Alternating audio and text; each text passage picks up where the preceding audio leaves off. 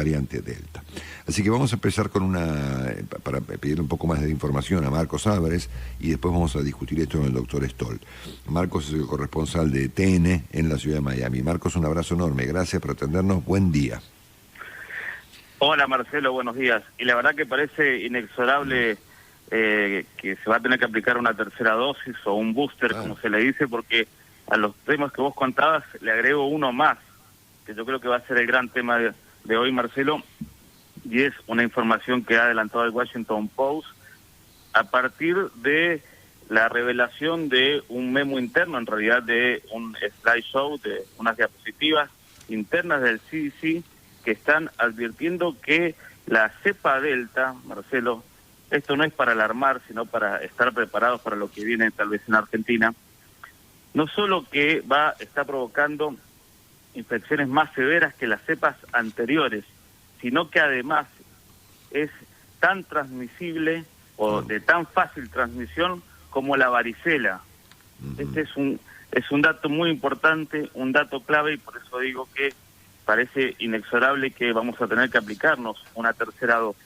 Porque además, otro dato muy importante y alarmante que está revelando esta información interna que adelantó el Washington Post, como te decía, pero que hoy se va a conocer, que hoy se espera que el CDC lo libere toda la información completa.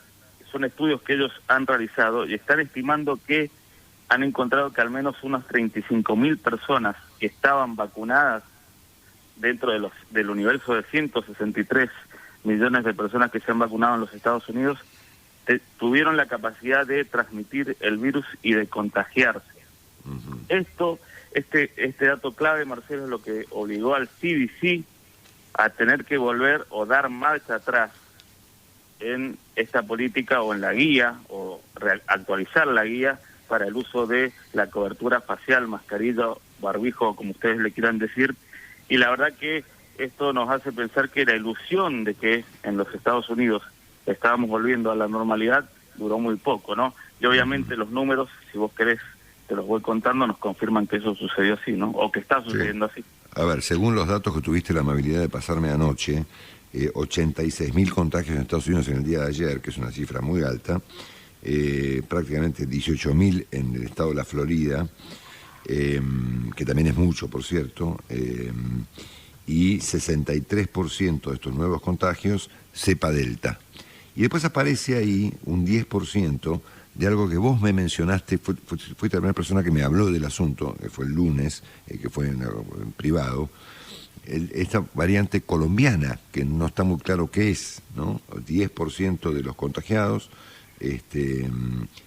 corresponden a esta cepa, por el momento llamada colombiana. Después se le puso unas siglas, B1, no sé cuánto, pero contanos algo de eso.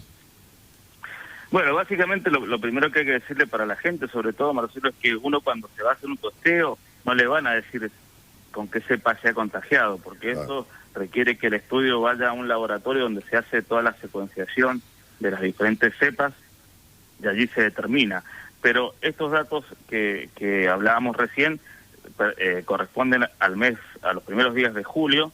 De allí se encontró que, como vos decías, 66% de los contagios corresponden a la cepa Delta, el 20% a la variante brasileña o de Manaus, como se la conoce, o P1 o Gamma, y el 10% a una nueva cepa que todavía no tiene un nombre determinado, pero que sí se sabe que ha venido desde Colombia, y básicamente porque ustedes saben la proximidad y la conectividad que hay entre Colombia y sobre todo esta ciudad de Miami, y se cree que muchas de esa cepa llegó aquí por justamente personas que han venido aquí a vacunarse o que han venido aquí de vacaciones. Entonces se lo está siguiendo con atención, pero obviamente lo que más preocupa ahora es el tema de la cepa Delta, y como vos lo decías, hoy por hoy el estado de Florida es el epicentro de la pandemia, porque si bien se registraron 86.058 nuevos casos en las últimas 24 horas, el 20%, el 20,4% corresponde a la Florida, y por eso se dice que el estado de la Florida es el estado donde hoy por hoy es el epicentro de la pandemia y es el lugar donde tenés más posibilidades de contagiarte el virus, porque si tomamos esos números y los llevamos a, o podríamos significar que de 100.000 personas, de 100.000 habitantes, 463 se han contagiado del virus, porque ha habido un incremento del 131% de una semana a la otra. Por eso es que Biden y diferentes líderes locales empiezan a incentivar la vacunación y ya empiezan a pedir requisitos. Esto es decir, obligar a que la gente esté vacunada o que se realice al menos 2 testeos por semana, ¿no? Sí. Ahora, ¿vos creés, como ha planteado el gobierno norteamericano, que estos contagios en aumento en Estados Unidos son una pandemia de no vacunados y al mismo tiempo creés que Biden está dispuesto a impulsar, como ya lo han hecho algunas compañías privadas en Estados Unidos, Google, por ejemplo, o el Washington Post y otras empresas, la vacunación, digamos, obligatoria? Bueno, los números lo están reflejando, Marcelo. Aquí en el Hospital Jackson, que es el hospital más grande de esta ciudad, el 95% de las personas que han llegado a la terapia intensiva en las últimas semanas son personas que no se han vacunado. Y además son personas jóvenes, saludables, menores de 40 años. Eso es por eso ayer Biden dijo que esto es una tragedia y que les obliga a pedir requisitos, y por eso se va a exigir a los empleados federales, a los empleados del gobierno federal, a los funcionarios públicos del gobierno federal, que estén vacunados, y que si no se quieren vacunar, porque hay muchas personas que no se quieren vacunar porque consideran que obligarlos es un avance en su libertad individual, se van a tener que testear 2 veces a la semana.